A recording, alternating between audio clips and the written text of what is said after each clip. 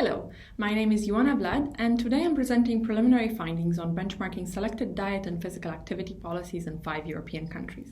This work is carried out as part of the Co-Create project funded by the EC, which investigates how policy changes can support healthy eating and a physically active lifestyle with the overall aim of halting the rise of adolescent obesity.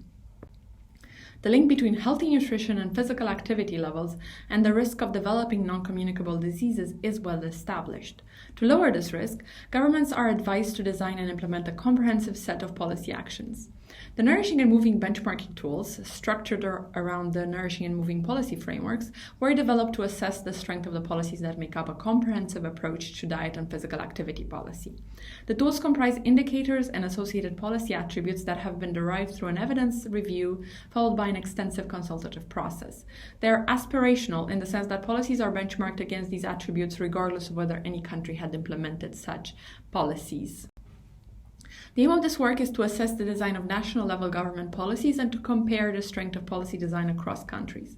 Today I'm presenting some preliminary results from 5 European countries that are part of the Co-Create project. Outlined there, the assessed policies were collected through a comprehensive policy scan with a set methodology, details of which are publicly available and which includes a comprehensive search and in-country expert verification. The entire data sets of physical activity and diet policies in the 5 countries are available online in the Nourishing and Moving database. You can see the link at the right side of your screen there. For the purpose of this presentation, we applied the benchmarking tools to selected sub-policy areas, specifically health-related food taxes, marketing to young people through advertising, and access to quality public open space and green spaces.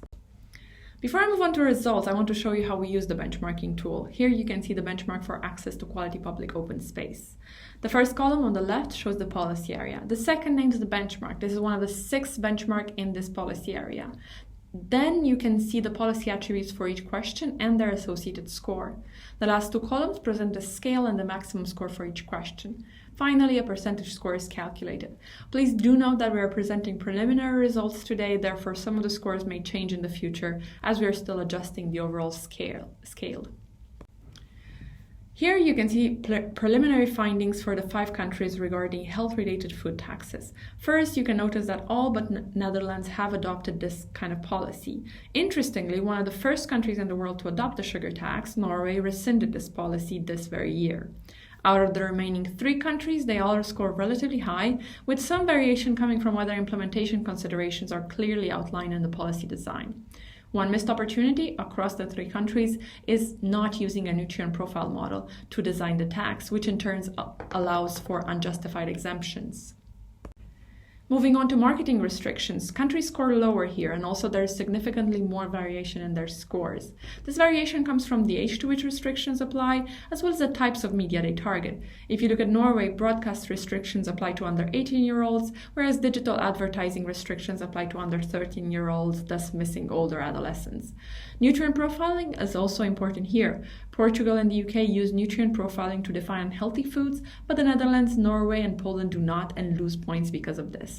Lastly, the UK and Portugal are the only countries out of the 5 that received points for restricting advertising that reaches children, regardless of whether it is intended for children. Moving on to physical activity, for the purposes of this presentation, we benchmarked access to quality public open space and green spaces. Out of the 5 countries, only Norway has such policies in place. However, points were lost because the existing policies did not have a focus on the least active groups, on vulnerable and marginalized people, or on adolescents. To conclude, the tools allow us to identify gaps and weaknesses in policy design within each country and to easily compare between countries. Across the 5 countries, we identify a lack of policy ensuring access to green spaces and generally weak restriction on advertising to children. They also help in identifying missed opportunities for policy integration. For example, the policy tools such as nutrient profiling were not consistently applied and integrated across policy areas. They were used in the design of marketing restrictions in countries such as Portugal and the UK, but not in other policy areas such as health-related food taxes. Overall, such findings can inform hypotheses for further research and can also inform advocacy efforts within the country when they uncover gaps in policy. There are some limitations to the findings presented here. First, these are preliminary in that they provide a snapshot on selected policy actions rather than an overall assessment of the status of diet and physical activity policy. However, the tools have the capacity to produce such an overall assessment. Indeed, this is their overall goal. Further, the tools do not consider the implementation of policies beyond issues of whether policy design includes monitoring and evaluation, funding, or enforcement plans.